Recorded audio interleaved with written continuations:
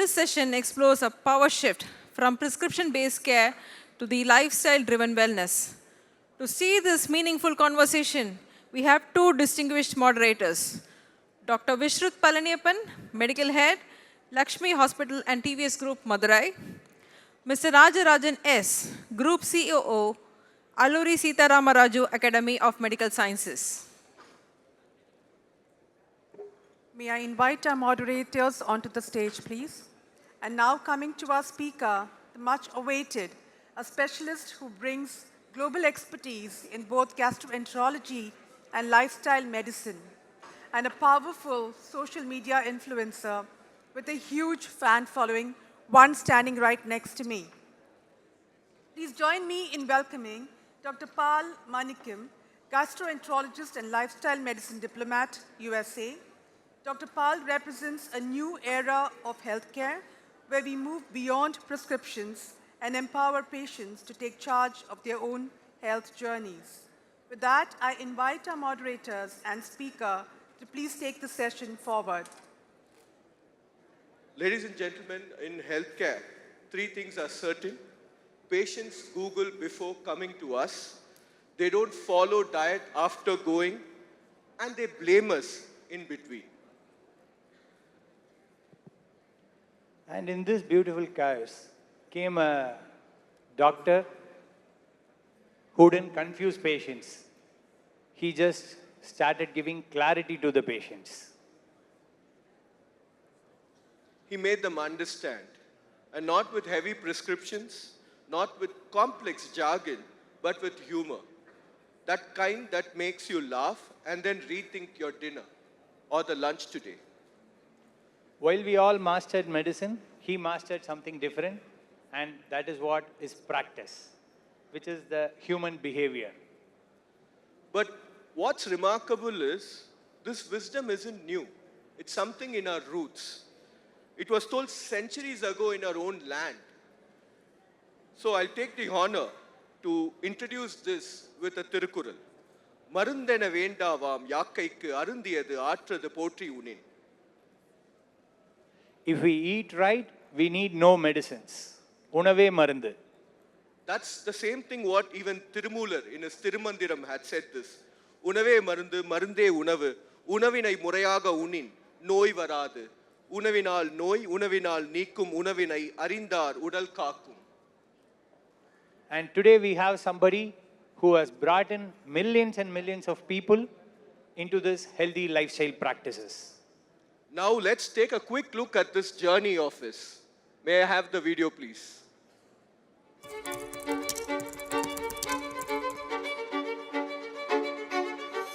Every Indian patient has asked this. And then came a doctor. Doctor kanga panjam, WhatsApp thoranda doctor.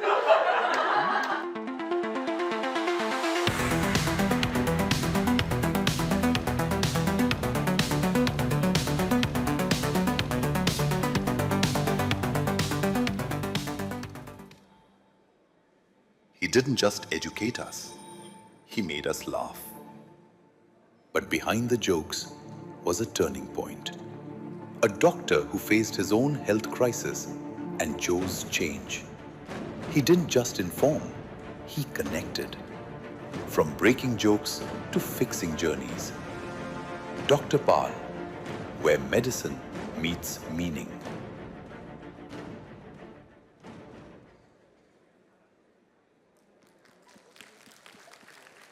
From laughter to lifestyle change, from content to conviction. He didn't just go viral, he made the healthy lifestyle and the healthy living viral. So let us all rise to give him a standing ovation as we call upon our president, Dr. Lalu Joseph, madam, to hand him over a vegetable bouquet.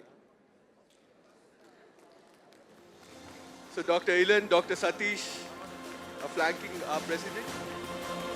They've been the pillars of our organization for this great conference. So this is a very special basket. You know, it has all the spinach, it has lemongrass, it has amaranthus, it has also the rainbow vegetables.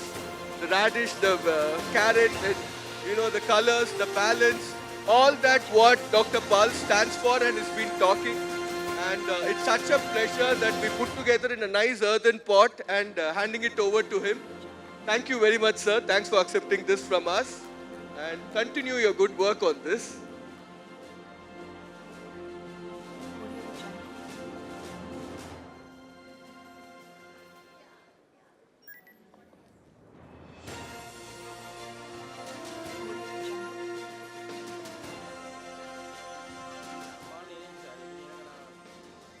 Now over to Dr. Pal. You can use the mic, or you want to use the podium, or? No, this is good.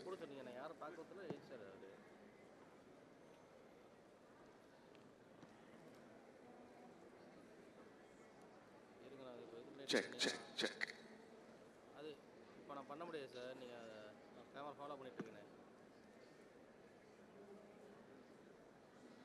Hello, hello, good afternoon. Let's give a big round of applause to CAHOCON, please. Wow, what a conference.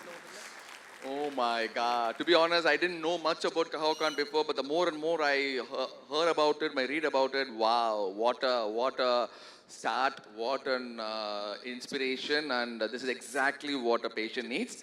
And when they reached out to me, I thought they wanted me to talk about, advanced gastroenterological procedures that I do with hepatobiliary cancers with ERCP and EUS. And what they asked me to do was, how did he become popular in social media? Right, so I'm going to tell you my story, and I strongly urge everyone to listen to this very closely so that maybe my story might be an inspiration for you to jump into social media right now and give the audience the most medical accurate information, because there are so many other non-doctors doing that. Okay, so so this was an unexpected entry into social media. I didn't plan anything. So in the COVID times, when the hospital was relatively free because there was no work for gastroenterologists at that point of time, there was a non-profit organization reached out to me and then said that, hey, can you do a COVID awareness video on us, for us? So I did a video, and then that went, I submitted, it's a 7-minute video. Okay, so I infused some humor into it. I submitted to my organization. The CEO of the organization said that this video doesn't look professional, and this video looks like a stand-up comedy. We cannot upload this on our website. And I still thank him for that decision that he made, because if he did not, I would not have put this on YouTube, and I would not have gathered all this support that I had so far. So there was a completely unexpected video. I put that video on WhatsApp, on YouTube, and that's the first time I know that anybody with a Gmail account can have a free YouTube. And once I put that video on, the next day I got so many forwards to a point that my own uncle is sending the same video to me itself and then saying, "Or doctor eppadi pesirukkan parran." Right? So, and then that's why I realized that social media could be a public health tool. So I use social media just with the pure intention that what I was seeing in the US, in California, we used to get the first-hand information about COVID vaccination. I said that in my first vlog, I said that, if you guys look at this, I am having the vaccination. Nothing is happening to me, so you can have the vaccination as well. The first comment to that video was, let's wait for 1 week, let's see what happens to you. Okay, so but a turning point was, all of a sudden the videos got a lot of reach. Then I realized that maybe we have been taking public health education very seriously. Maybe the message to be conveyed maybe has to be mixed with humor. And to be honest, I was not sure about how to handle this overwhelming response and curiosity. So, so what we did was, after COVID, I realized that, okay, so I have this platform to teach people. So I was pretty big before. I weighed 100 kilos. And why can't we talk about managing obesity and not reversing it? All right. So, I had I was 100 kilos, and there was one distant relative who's the main reason for my obesity. Any idea? It's my wife. You know why? Because at the dinner table, when there is leftover, when we are done with the dinner, she will look at me and then she will say, I'm going to put it in the trash can, you want it, ah? Then I said, kuppaila yemma podra, en thoppaila podra. Right? So that was the main reason for my obesity. And I finished my MBBS over here in PhD Medical College from 2000 to 2006. So I went and did my master's in public health. My teacher, microbiologist, my teacher sitting right in front of them, Dr. Jayalakshmi. Just give me a big round of applause to her, please. Thank you so much. It's a privilege for me to talk in front of her. And I'm pretty sure that she's still not believing I'm a doctor. So what happened was, this is a true story. From 2000 to 2006, I had PhD Medical College. From 2006 to 2008, Masters in Public Health in Boston. 2008 to 2011 is my MD General Medicine. 2011 to 2012 is my Chief Residency. And then 2012 to 2015 is my Gastroenterology Fellowship. And throughout this 15 years, from 2000 to 2015, I was just an intern, right? I didn't earn full-time salary. So I had my full-time salary in 2015. I was seeing my first patient in the office. I had my beautiful wife, my 6-month-old son. Everything was settled. I was living an American dream. I bought the house. Everything was beautiful in my life. Where I was seeing my patient in the office, all of a sudden, I started having chest pain, dizziness, and palpitations, okay? In the history of medicine, this was the first time that a patient asked the doctor, "Doctor, are you okay?" All right, so then it was a wake-up call for me. Then I realized that, despite being a medical professional, I was abusing my body myself, right? So, then I said, what went wrong? In our medical curriculum, being a doctor, we are not focused too much on diet and exercise. Even though the treatment options for each and every disease you take in every department, doesn't matter surgery or medicine, the final treatment angle is diet and exercise, which will be the fourth point. The first point would be aspirin, second point would be clopidogrel, third point would be diet and exercise. And then how do we do diet and exercise? We will put on the next page, then they go to the next topic. Let's talk about angina. Right? So we didn't know about what to do this. So I learned this by myself, and the good thing about this was I was a gastroenterologist, so I was able to focus on gut health a little bit more than any other specialty because I had access to the most top-rated research universities in the US. So I worked with Dr. Sachin Panda. He's my mentor, and he is in California. He's in Stanford. He was the one who introduced me to circadian rhythm, and he told me that gut health is the foundation for each and every disease, okay? So what I did was, I learned the medical information from him, and I used the power of relatability. I used different formats. I used medical stand-up comedy. I used sketches. I used family-based storytelling. I created a PCU similar to LCU. We had a PCU with a PAL cinematic universe where we created imaginary characters. The point that I really liked was, more than the humor, they were able to understand the medical concept. For example, I went to a biryani shop and then I said that this is where you need to split the biryani, look at the calories, how much it is. The first comment to that video was, for this, we don't even have to live at all, Ran, to split. And then the reply to that comment is like, it's okay, da, no problem.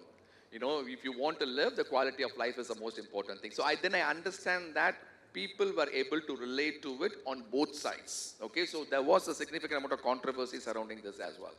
So all of a sudden, my followers scaled up to around 6 million followers.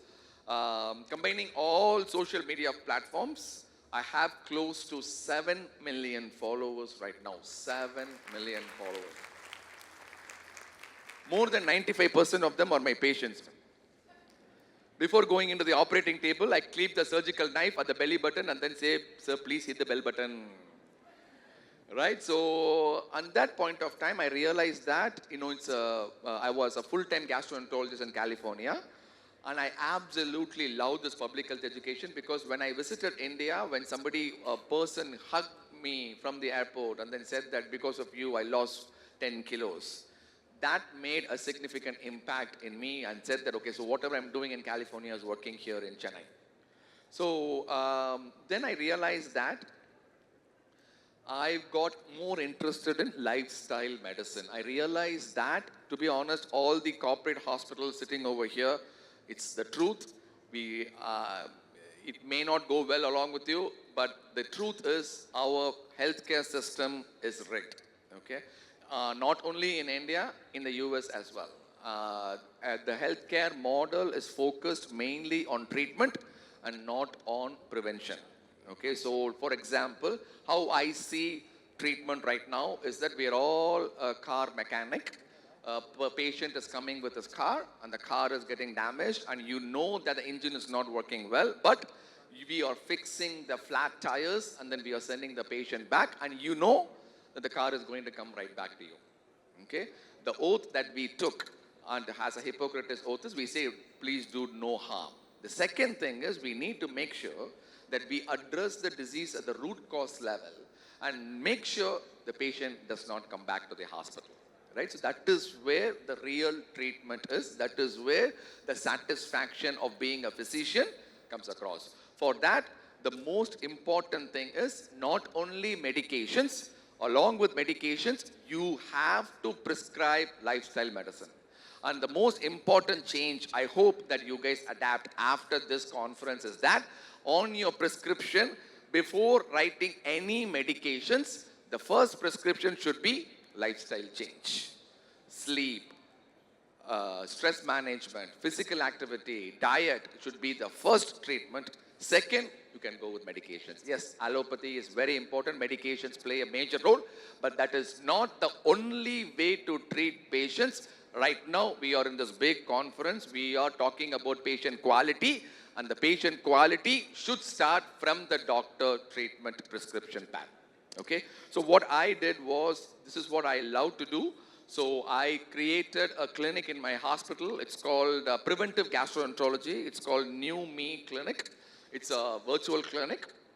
What we did was, we trained all the people working under us, physician assistants, medical assistants. We trained like clinical health coaches.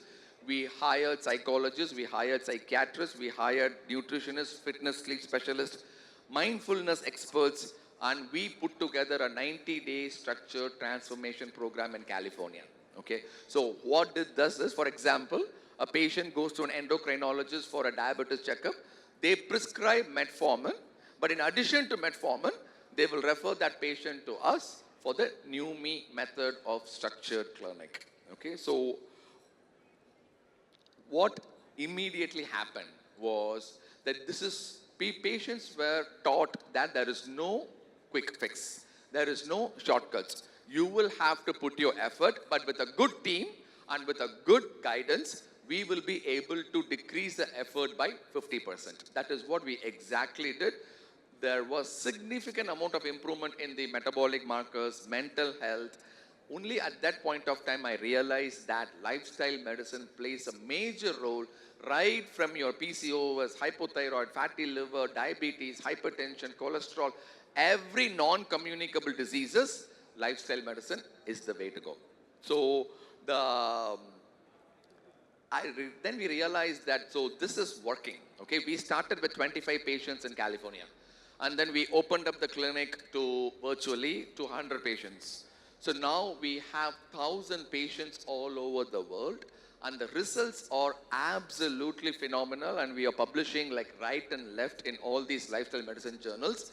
And you will not believe the weight that is being lost may not be that much, but the mindset change in that particular patient is made sure that they will never ever gain the weight back. That is exactly what a hospital should do. That is exactly what a patient should do. And that is exactly what the prescription should be from the doctor, right?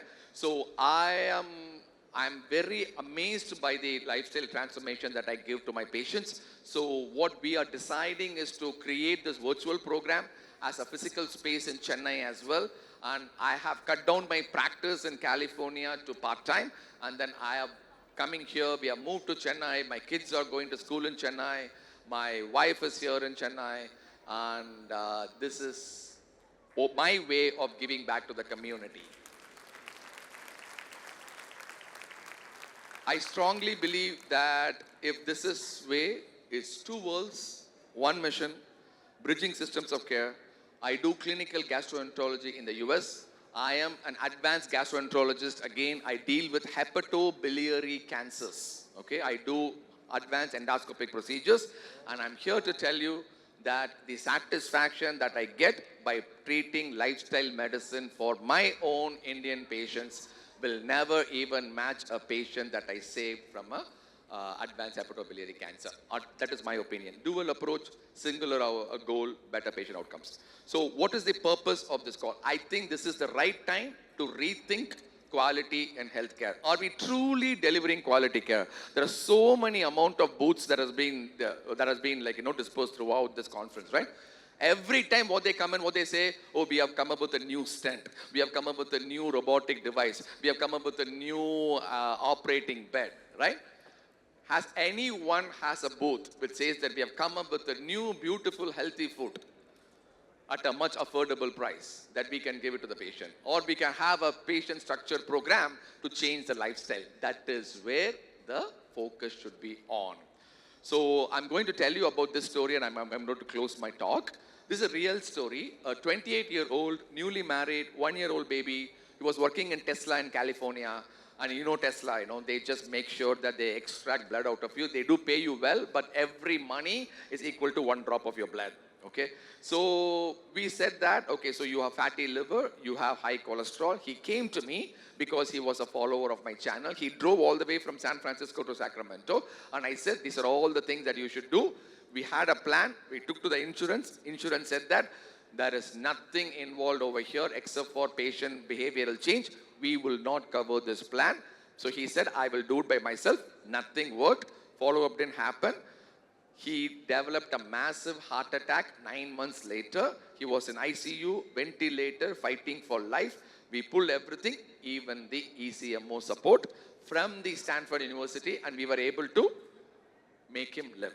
Okay, but most important thing is we were in the waiting room. I was in the waiting room, young guy, patients from the family were flew from India to the US. And in the waiting room, everybody is so emotional. They're hugging me. They're saying that thank you for saving my son, saving my husband. And to celebrate the recovery, they are giving Kaju Katli box to me. At that point of time, I realized that the mindset is not changed. And if we don't address the root cause level, then this will never change. We will keep on creating new strengths. We'll keep on creating like quickest door to window time. But we will not address the root cause level of preventing the heart attack to start with. Okay? So what I am proposing here is future of prescriptions is lifestyle medicine first, medication is next. Drug is important, but advice is very important. Okay? So every prescription must begin with lifestyle. So call to action is please integrate lifestyle medicine into your system, which whatever system you have. Build preventive care departments, create structured programs, integrate a team of health coaches who are trained by doctors. This is a very, very naive field that is being abused right now. Everybody is a health coach now. So you will have to make sure that the health coaches that you're adopting in your system are good because they are the deliverers of your message. They are your clones of your system. So you will have to measure outcomes beyond prescriptions. So I'm giving an open invitation to all the people over here. Let's build this together. This is my passion. This is exactly what gives me happiness. At least one person change. I know that we are changing the family. Looking at that family and another family will change. Looking at that family, multiple other families will change. We can make this world a better place to live in. So I am letting you know that this is a movement. Please join me. And we would love to tell you what we do in our US-based health system. Please scan this QR code, and this is my website as well. And if you need any help to put this system together in your hospital, we would love to share our experiences. I am here to tell you that nobody in this world is treating Indian patients at this level with 1,000 patients a month with a high quality structured program. You will never ever get it. I think the model needs to be replicated in all the system throughout the world. Let's start with Chennai now. Thank you so much for your time. Thank you.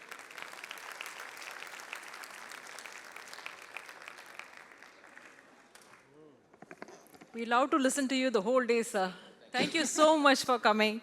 And he just reminded that the future of healthcare is not just in hospitals and medication, but in our daily choices, habits, and lifestyle.